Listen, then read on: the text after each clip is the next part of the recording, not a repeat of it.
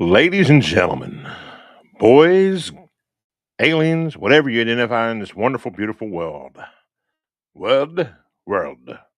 however you want to say it. Welcome into the Hunter Houston ESG podcast. I am always your host, T, D to the C, whatever you want to call me. I pretty much answer just about anything. Today I'm rocking the new cock hat. As you can see, if you can see this here, it's got the nice, beautiful colored cock there. For those who don't have the visual presentation, I am talking about a rooster. I'm wearing the Black Rooster hat because today is about a black hat operation. And see, look how I led into that. That's smooth as hell. When it comes to 007 or when it comes to Assassin's Creed Resync, or yes, Resync. Now, before I get started, let me give a shout out to the PlayStation 8 Dead podcast, to the crew of the PlayStation 8 Dead. That would be the humble and ever so gracious Will Schultz, followed by Sean the Man Powers, the radical one Reggie, and then, of course, LL Smooth. And if you get a chance, check them out over on YouTube, wherever you can find video game collectors stuff. They're a little bit more friskier than I am, but they're still my boys. And of course, check out Sean uh, Ain't Dead Games. And he will currently, next week, be in the beautiful, lovely, I believe it's the San Diego, yes, San Diego area for a game con. And he is a contributor there. So check them all out. They're awesome and amazing people. And of course, Resident Steroid and Proving Gamers, which will be hosting their show tonight. I don't know if Tricky Mick's going to be with them, but there you go, Tricky. I gave you a shout out without you jumping down my throat about it. With that said, let's get going. Currently, I am playing uh, 007 First Light, which I have nothing but good words to say about it. I had a few people beat it yesterday. I have a friend who's currently going through it right now from PlayStation 8 Dev with James. So they're all loving it. I'm liking it. I'm currently at the museum. I've been doing a lot of the trials after I beat a stage to try to get those up. So I don't like, go back and forth. The game is so far an amazing game. I have nothing but kind words. I actually did a Metacritic thing on it last week or 2 weeks ago because I'm kind of lazy and don't broadcast every week. I probably should. So let's get this going and talking about which game should you be buying if you are on a budget. If you want to buy a new game, should you buy First Light or should 007, or should you buy Resync? In my personal opinion, what I would do, and this is just me. This is going off what I know. Let's go to a little screen share here is I would probably go first, Blockbuster, First Light is $70 game, whereas the retro throwback Assassin's Creed Black Flag Resync is a $60 game. But it's tight for your budget, okay? And that's why I'm thinking to myself, you know, if you already have Assassin's Creed Black Flag, you're just playing a prettier version with a little bit better gameplay, and of course it's a little bit longer. And of course, here, looking at the playtime here, which is 15 to 20 hours campaign, replayable, modified challenges for, double oh 007 First Light. But I honestly think it's much longer than that if you're looking for extras and little things here and there. And then again, with Assassin's Creed, if you've already played it or if you can't really afford to buy the new one yet, unfortunately, I hate to say that and cause Ubisoft to lose more money. But if I had to choose, since Ubisoft refuses to put out a Splinter Cell game, or at least do an updated version of Blacklist, or what is it? The other one that was really good, I can't think of it. But the last two Splinter Cell games were amazing. Um, since they refuse to do that, because these games just need a coat of paint. They're not horrible games. Every mechanics and everything for them are perfect. So I'm not willing to give Ubisoft my money as much as I'm willing to give a new IP my money. And the James Bond is a new IP, whereas Assassin's Creed Black Flag Resynced is just basically a better version of Black Flag that took out all the things you hated about Black Flag to begin with. And if you never played Black Flag, play the original. The original is great. It's not bad. If you can't get past some of the sneaking missions where you have to sneak up on people, then you may want to rethink about what you're doing. Now, here's some other games about, cheaper alternatives for games for budget wise. I'm talking about two blockbusters, and Assassin's Creed Black Flag was a blockbuster when it came out. I'll probably still be a blockbuster. But do I recommend you spend all that money for a game that you've already played? No. Now, if that game goes down to like 40 or like 39.99 or even 29.99, then absolutely, Black Flag Resync will be on my list. I'm not going to give them that much money. And plus, I would like to think, as they used to do back in the old days, or what, a year or two ago, if you already have the other version, you're only paying like $20 to $10 for the upgrade for the new version of the game. And that's what happened with what was it, the what Days Gone, and with Horizon Zero Dawn. Pardon me for going brain dead there for a second. But, you know, I don't mind remakes, but you can't charge somebody who's already on the original, and especially the digital. I have the digital and the physical. You can't sit there and punish me and say, "Oh, well, you have to pay a whole nother $60 again, even though it's the exact same game." For those who already have the originals, shouldn't be punished. And I think Microsoft did it correctly when they said, "Oh, if you have the digital version, we will reward you versus the physical version, because you can go buy the physical version. Some of these games dirt cheap, and then say turn around and spend $10, but they know when you bought the digital, that money went directly to the developers. Okay, so if I had to choose everything about, and again, I've watched tons of gameplay for Assassin's Creed Black Flag from what they've shown. I enjoy Black Flag, and I will gladly pick it up another time. But so far, I mean, again, First Light's a brand new game. It's, a new IP altogether, and it's from IO's Interactive, who makes the Hitman games. It feels like Splinter Cell, Uncharted, and Hitman had a child. It's like all their DNA mixed and made this really amazing, awesome game that you can choose how you want to do things. And as I was explaining to somebody earlier, is what I really love about this game, where I don't love about Dead Island. I'm assuming not Dead Island, Uncharted. I said Dead Island. I'm so silly. Is that Let me go ahead and get out of here real quick. Is that Uncharted has these scripted areas where you have to go into a firefight. You cannot escape these scripted areas of firefights. Whereas First Light 007 does not have a scripted area where you have to firefight. You can actually make everything without having to even kill anybody, to be honest with you, in some of these areas where you don't really have to. You just kind of get close, whatever, knock them out. You're given the option, and even you can shoot guns out of people's hands or kneecap them. So you don't have to kill everything that moves. And even in this, some areas where it's like kind of scripted where you have to shoot, you don't have to shoot, or shoot to kill, even though you're given a license to kill. I think that was the one of the movie titles at one point in time. I was having a debate yesterday with a good friend, and he said his favorite Bond was Timothy Dalton. Now, I like Timothy Dalton. I think he's a great character actor and he's been around forever.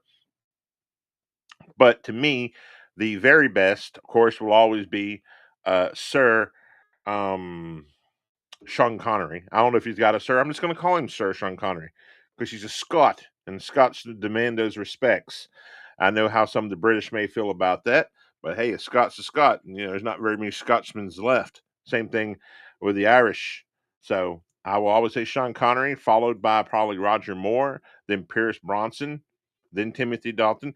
Again, someone said I have to give the Daniel Craig's a shot, and that Daniel Craig ones are really good, especially Casino Royale in certain parts.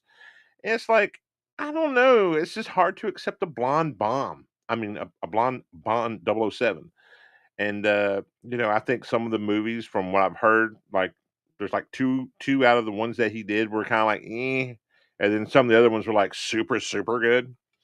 So I don't know. Maybe I'll give it a couple more years, and I will sit down and watch the newer Bond movies. I really haven't watched more than clips from the new Bond movies, but I would think if you're in the market for a new game and you're waiting until COD comes out in October or Grand Theft Auto in November, you may want to hook onto one of these games to kind of hunker down and have fun with.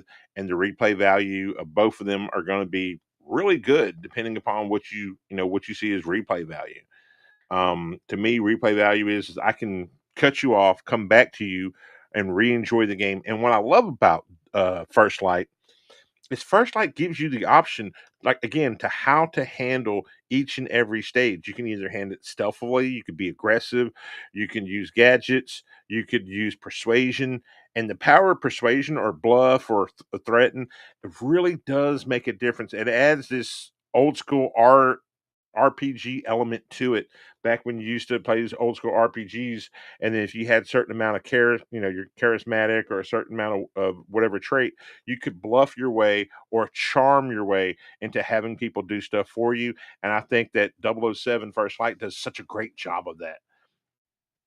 So clearly, I'm biased right now, and I think I will stay biased depending upon on not even depending upon what everybody said, but what I hate was last week, while I was playing the game when it first came out, and all these people who claim to be, I don't know, well, on the conservative spectrum of video games or whatever, just outright hating this game for just random crap that just has nothing to do with it. And then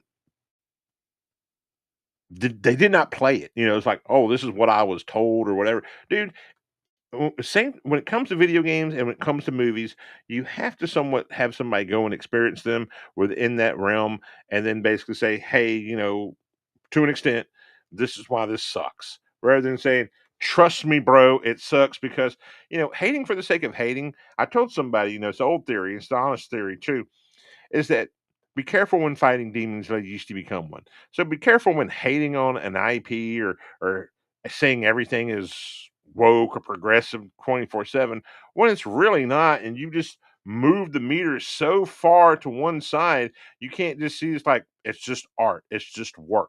There's some things that are, acceptable. It's like again, people having a problem with Money Penny being African American or M being Indian or whatever, you know, piss off. This means absolutely nothing. It's just side characters don't change as long as Bond's Bond. Who cares? And thing is like, oh, it's like he won't like him taking orders from a woman. Dude's been taking orders from a woman since the '90s, bro. Like in the '80s, it was a little bit different because I think M was a man in the '70s. But if you watched any Bond movie or just even play the game, spoiler alert, um, Bond kind of just does whatever the hell he wants to do, and it's like, yeah, I'll take that and suggestion, okay, yeah, like, yeah, you can explain whatever, talk to the hand because the face don't want to hear it. Uh, we go ahead and get that old reference out there, but that's the difference between 007 and other characters is that he kind of always did his own thing and walked to a beat of his own drum, and that's what makes 007 so explosive and so great. So let me move on and let me talk about what I'm currently playing besides 007. Still playing Infinity Nikki because dresses need to be bought for the family, and that's all I'm going to say about that. Playing Split Fiction, I'm almost done with it. What an amazing title! What just the French developers, because I believe they are French, that made this have done such a good job of was weaving a special world. If you want to play something that's not like going to end your marriage, like It Takes Two, because I think that is a marriage ender. That game is crazy, even though it's supposed to allegedly bring marriages back together. Spoiler alert. That game is again, I don't think I've ever yelled at another individual, as much as I've yelled at the person I played with in this game, and some of the mini games are okay in it, but the game overall itself just felt tedious, whereas I feel like in Split Fiction, the structure of each individual map is, kind of like you're going back and forth in between, and then you had a bunch of little side mini games or whatever, or side quests that just were tension breakers for like whatever you were going through when you were having a hard time. Like whenever I have a hard time in that game, I take a break for like a day and come back to that spot. And it's easily passable when the first 5 minutes, if not on your first try or whatever that was giving you a problem, rather than just pushing through. I think some of those games where you have to cooperate with your friends and it's something like that, there is no pushing through because that could end a relationship. Just like, hey man, or hey, whoever you're doing it with, I'll just talk to you tomorrow. Or let's just play something else. Let's do a palate cleanse and and play like NCAA college football, or something that's non-competitive or just fun. I do a palate cleanse of basically playing Stumble Guy, or just anything in between. Speaking of NCAA college football and Madden, the cover of NCAA college football is madly crazy. I'm really excited about that. Let's see if I can bring this up for you guys, because it looks really good, and I'm excited about that. And for Madden, it's going to have Gabe Williams. For those who care about sports titles, it's like what two people in who watch or listen to this show that actually care about that. NCAA football 27 cover. All right.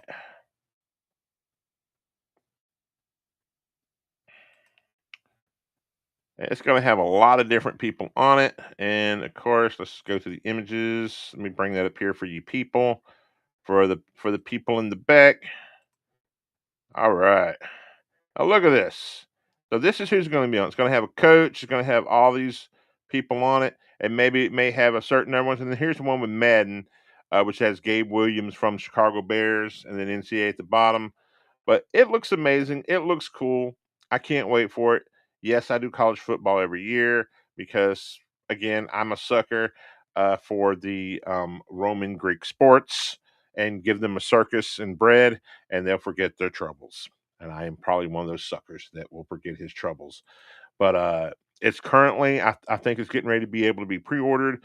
They're going to add what they added basically back in the old days. Let me do the finger quotes. Allegedly, they're going to add in the like legends careers, so you could play as like Tim Tebow during his time at Florida, Barry Sanders, so forth, so on. And the thing is, you got to bring in these legacy guys, pay them a little bit of money, and then basically you'll make all this extra money by doing, the legacy college football teams and putting all these legends together, kind of like what they do on the Madden games. So it's just you're just basically bringing in money hand over fist, and I'm not a hater. So congrats to them wanting to do stuff like that. Okay. But NCAA college football, definitely that's a good palate cleanser. If you're just playing on like, like all pro or whatever, or even amateur, something fun. I always tell people, don't play games on hard when you first start them, because you're not playing to enjoy it. You're playing as like, I'm trying to rush through it to get all these trophy. If you're a trophy whore, or one of these people, it's like, oh, I have to play all the hard stuff with you. I'm not. No, dude, that takes way too much time, and it's not enjoyable, because then you're like, it's a stressful thing. Don't stress yourself out. Just enjoy what you are doing. Okay, that's the best way I can say it. Now, I want to talk about something off topic from video games for a second, and talk about one of the best 5-star matches. If you're a wrestling fan, if you're not, you could check out for at least 5 minutes. El Grande Americano versus El Grande Americano, uh, for AAA triple A wrestling in Mexico, was unbelievably amazing. 5-star match, muy. Just so amazing, and what a great way for the OG Grande Americano, and not only just him and his son, to remove their mask when he lost it to the other Grande Americano, who is number one, and he is. If you could have told me a year or two ago that a German, uh, who's I think it's Marcel Montel, or whatever it is, Marcel, but his ring name is Kaiser Ludwig, would basically become a national treasure and a hero in Mexico, and leave Tiffany Stratton and be with this amusing, uh, just a beautiful, amazing looking Mexican woman, uh, I would never have believed you. But with that said, that happened, and he has become a national treasure to the people in Mexico, and I can see why. He loves the culture, he loves the language, he has embraced everything that is wonderful and great about Mexico, except for the song Mexico from Tommy Crawford, the artist. Once he embraces that, he is truly Mexican. No, sorry, I had to get my plug in there for myself. Um, but no, if you get a chance, I believe this match is free online. Check this out between Grando Americano versus Grando Americano. AAA wrestling. It happened last night, live event. Probably the match of the year for wrestling fans. Okay, so I got my little wrestling minute out of the way. It's over and done with. Now, whoo, boy, I would tell you at the movies, there's nothing worth seeing. Wait till it comes out on I would say scary movie, but apparently a lot of people do not like the scary movie IP for some reason. And maybe you were burned out because after the Wayne brothers had left, but the Wayne brothers are back and they are in charge of this one. So we'll see how this works out. Mm. My whole thing is it just the two younger brothers? Or is it like Kane and Ivory Williams and of course the other brother actually wrote on it, or the whole family wrote on it. So we'll see how that works out. From what I've seen, it looks good. It looks amazing. Now, with that said, gaming wise, I think we've covered what I wanted to cover for the day. Um, I do want to talk about how, well, one little thing Grand Theft Auto, for those who don't know, was supposed to be released a certain time in May. And when it was supposed to be released, mind you, I think it was the 26th of May or something like that. Uh, their website now they pushed it back to November the 8th. But if you logged into their website May 26th, or was it May, I think it was May 26th, 25th, it said that it was available to purchase, and it showed up all this stuff for it. I don't know if they were just trolling us or they're like, oh yeah, this was the original release date. And my whole thing is, if you can keep pushing the game back as much as they pushed the game back, and I think the budget for it is over $1 billion at this point, that means they made so much money off Grand Theft Auto 5 or other adventures, or adventures, or whatever they've done, that they don't have to release that game until it. And the thing is, their investors are okay with like saying, "Oh, we can wait until that time." But again, guarantees the game's probably been done for over 6 months, if not to a year. They've added some extra stuff in. I'll talk about this stuff on another episode, or the next episode I do, of all the stuff that they've added, that they've basically taken from other Grand Theft Autos. And I think they've taken something from Saints Row 2 and some other things from Saints Row that made Saints Row at that point in time one of the more funner games when it was still trying to compete with Grand Theft Auto before it decided to be a parody game of a parody game of a parody of Grand Theft Auto slash a parody of Saints Row 1 and 2, which were more serious before they decided to go silly. So, but before we get out of here today, let's take a look here for those who are interested in music. Uh, you may want to listen to Emo Birthday by Tommy Crawford. Someone said they couldn't find the artist. Now, there is another artist named Tommy Crawford that will come up on Spotify from time to time. So you need to look for the songs. So you need to look for Emo Birthday, God's Waiting for You, The Horrors of War, Mexico. There's so many other songs that you can think of. But yeah, so there are a lot of songs you can listen to. And yes, I'm going to promote myself from time to time. But those are some, and I put links at the bottom. Now, for if you cannot find Emo Birthday yet, uh, for um for YouTube, iHeartRadio, so forth, so on, don't worry, guys, it's on its way. I strongly appreciate all the support that everyone has given me when it comes to this. And again, I collaborate, and I say this in all honesty because it's not just AI music. With AI music, it means AI would write everything and put everything together. It does not do that. I write all the music. I still have to do the music how I want the music to be. So AI could basically suggest music, or I could prompt it for what it wants, but then I still have to change it and go through many different changes sometimes before it is correct to go out to the public. Now, if I could afford all the different musical things I want to use, that would be differently. So it's not just a pure AI, because trust me, I would hate myself if AI wrote everything and I put out here and I tried to pump myself up and all these other things. No, I write the music. I take from what I know from music and what I've been doing with music since I've been writing since I was 12 years old, and being an artist myself to an extent, and getting back at it. is I take everything that I know, I put it together, and I always try to make everything, and I always put a part of me into every song, even though Emo Birthday is about a good friend of mine. And his birthday with his wonderful, beautiful girlfriend. You know, I still put a little bit of myself in it, but it wouldn't be possible without him. So much appreciations to Will Schultz from PlayStation 8 Dead for being a great friend, but also sharing a part of his life with me and letting me write that song and put it down. Um, Seriously, I can't say enough about how great the guy is and wonderful he is. I always say check out their show. I don't say it to be like one of these clowns, because they're my buddies over there. So I support them. They don't have to support me. Last night I kind of trolled him a little bit by giving him I paid for a super chat of $5 and gave a little shout out to myself there on his show, which I wouldn't normally do. I normally would just ask a question or just say something cool about their show, but I digress. So if you want to give my music a shot, please do it. Like I said, it's not just AI slop. It is, well thought of. It's well put together. Sometimes, at least I like to think I do a good job. And hey, let me know if I'm doing a good job. Leave a comment on some of those things if it's open, or hit up the show. Say, hey, man, I would like you to write something for me, for my family, or whatever. It's like write something about my situation. Put it out there to the world. Maybe hear my voice on it. Who knows? I'm somewhat good. I'm working on an R&B song that I hope to release soon.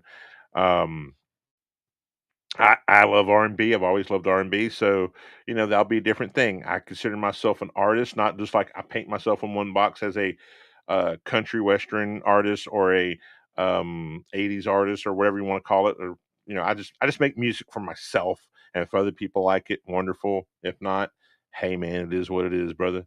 I'm just trying to put stuff out there that I think people will like. So, with that said, ladies and gentlemen, aliens, whatever you identify in this wonderful, beautiful world, thank you as always.